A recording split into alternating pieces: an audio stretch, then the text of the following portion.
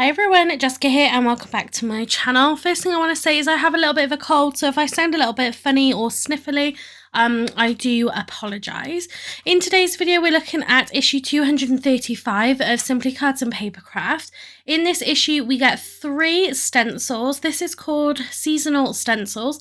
It does say layering stencils here. It doesn't, as far as I'm aware, it's not a layering them together to kind of get one image. This is 3 separate stencils.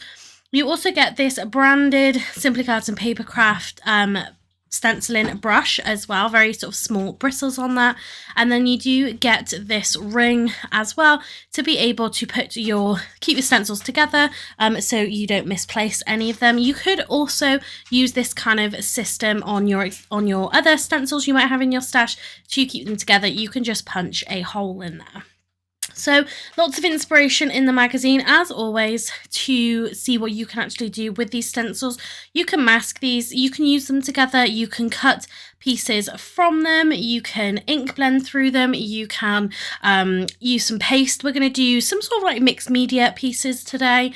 You could use paint through them, you could spritz through them. So many different ways that you can use this Christmassy stencils, and lots of inspiration in the magazine and different ways of using them as well. You've got gifts in here as always.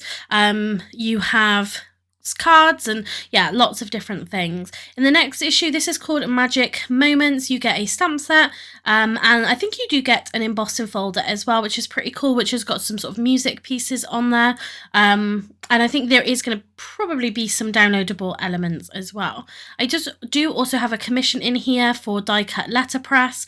Lots of different examples in there, and maybe we'll create a video sort of recreating one of these cards to show you exactly what this technique looks like. But for now, let's get into today's video.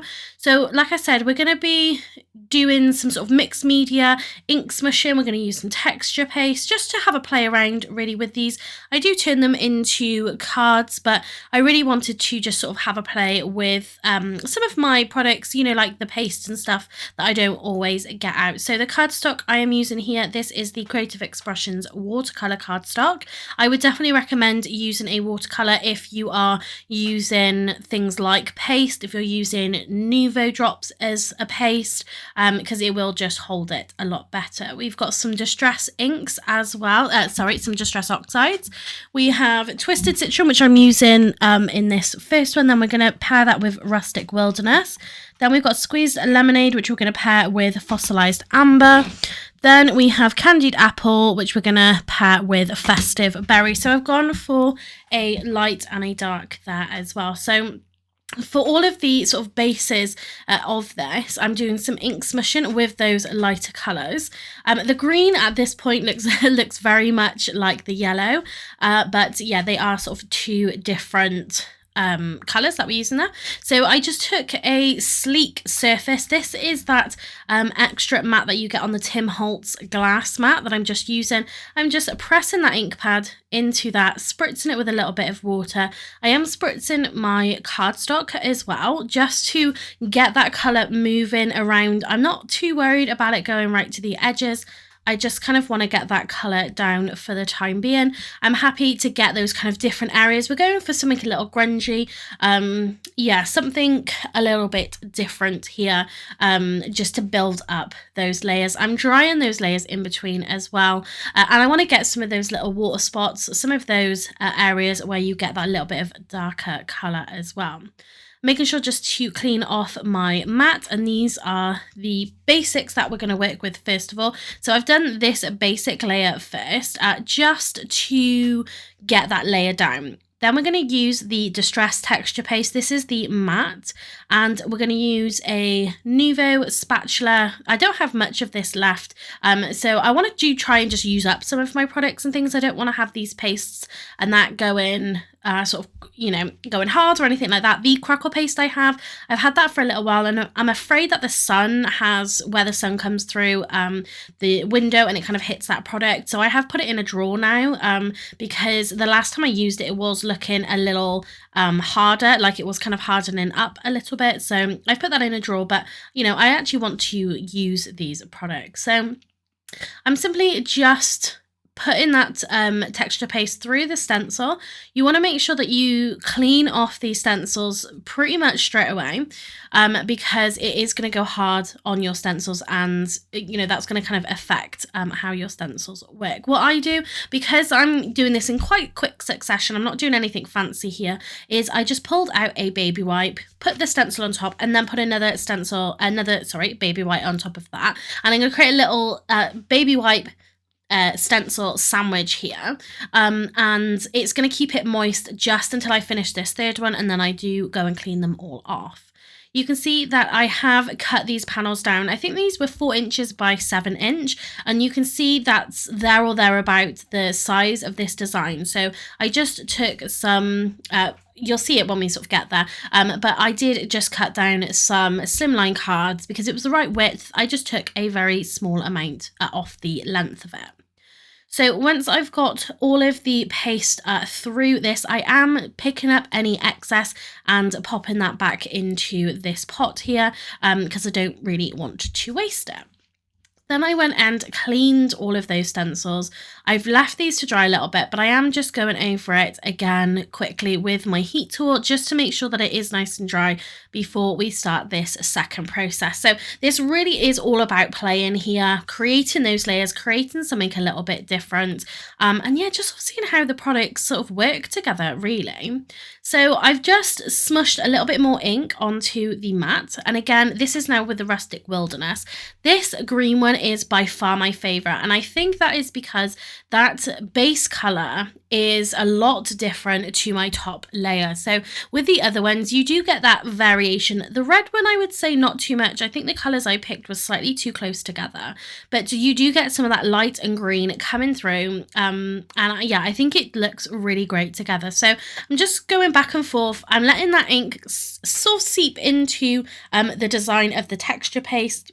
If you use something like a crackle paste, that will give you a slightly different effect in the fact that it will crackle, obviously, but that ink will sort of seep into it as well, which is quite nice. But I just let that go onto the background, onto the stencil and the paste itself, and basically you just get these lovely outlines with it's darker around the outlines. So knocked my camera a little bit there, but yeah, you do get some really interesting effects. I flicked some ink onto it as well, so picking up a little bit more concentrated ink on here, so you've got those spots and things. Now I'm coming in with this stencil brush to add that twisted citron onto the paste there, onto the design, just to help lift that a little bit.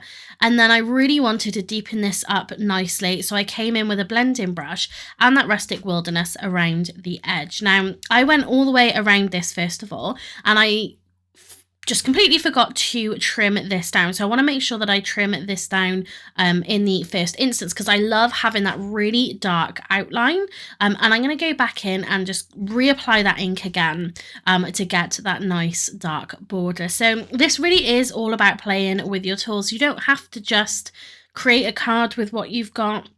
Have a go at creating something different and really just have a play around. You can use these kind of backgrounds, you know, on cards like I'm going to. You can create something else with it, tags, you can cut them down, lots of different ways of using them. So I've gone with the reds for this particular design because I thought you've got kind of the leaves on there with that bow. I was thinking initially that I was going to kind of do the bow again, like maybe stencil it again and then put it on and kind of layer it up that way, but I didn't decide to do that in the end. This one, the design gets a little bit more lost.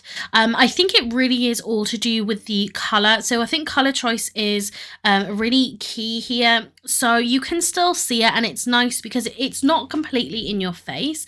It is definitely a lot more subtle, which is nice. But yeah, the design isn't sort of screaming that it's there with that green stenciling. I think that you kind of see that design and you've got those difference in colors. Maybe I just applied too much of this darker red color. I think maybe that's what it was. But I did the same thing again, and I did some ink blending over the actual pieces here with the lighter color. The only problem is then using this red with the brush, this is probably going to have to be more of a designated red style brush, because I tried to use it for the yellow, and yeah, it was obviously just coming through as orange. One of the most important things to do is make sure that what you are doing is dry, that it's not going to kind of transfer too much. I did find that I got some of this red some of the ink maybe where it wasn't dried quite as much on the back, a little bit of that ink all over my trimmer, and to be honest, all over my hands as well. By the time I finished these products, yeah, my hands were looking quite red, to say the least. So we're going to come in again and just add this around the edge. But again, with this, I felt like the colours were too close together to kind of have the same effect really that the green one did.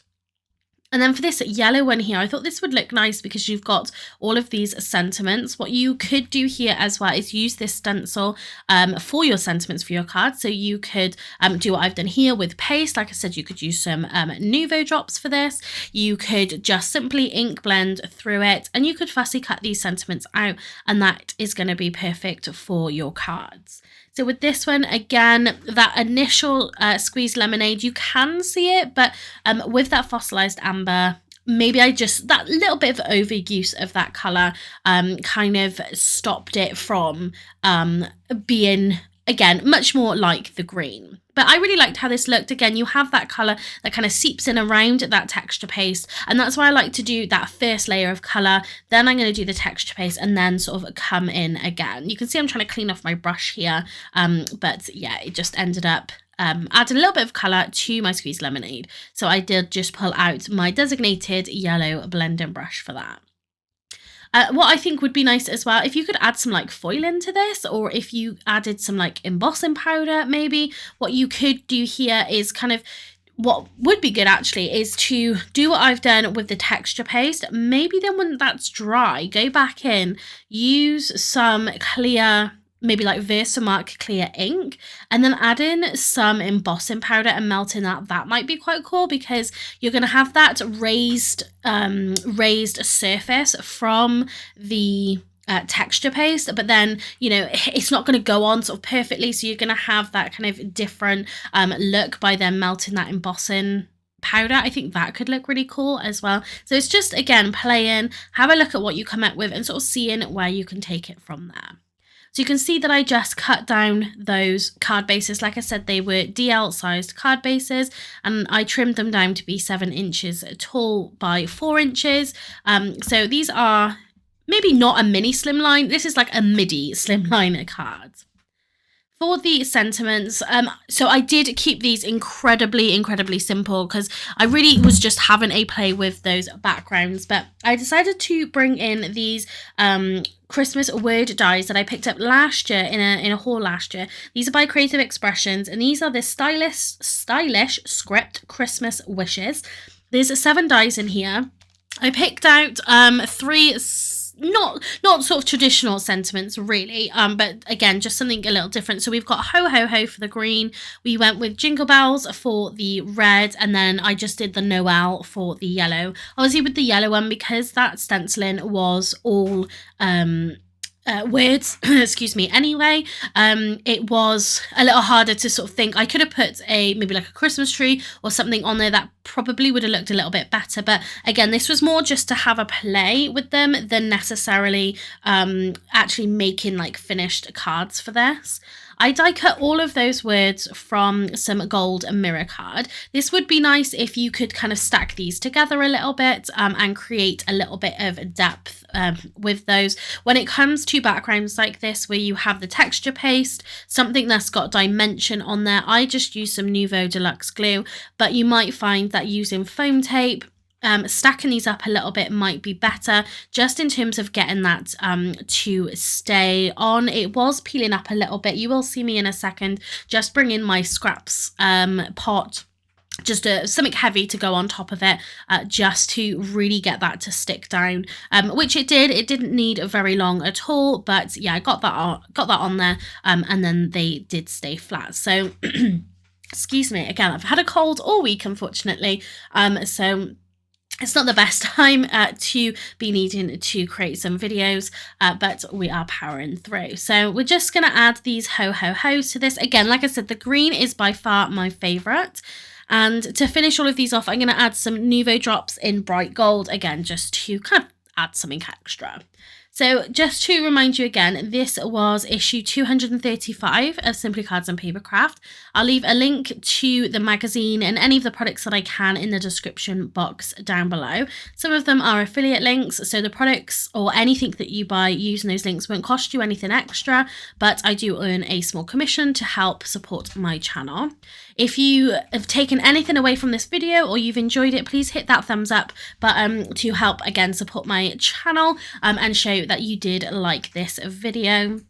So here is a close-up look, hopefully to show you kind of all of that texture and all of that loveliness from that texture paste. I really love creating little projects like this. I don't do it very often, but it always reminds me how much I enjoy it. It doesn't have to be perfect. All it is about the journey and having fun using your supplies. So that is going to be it for today. And again, if you haven't subscribed to my channel, hit that subscribe button and the notification bell so you don't miss out on any future videos. That's going to be it for today. Thanks very much for watching and happy crafting.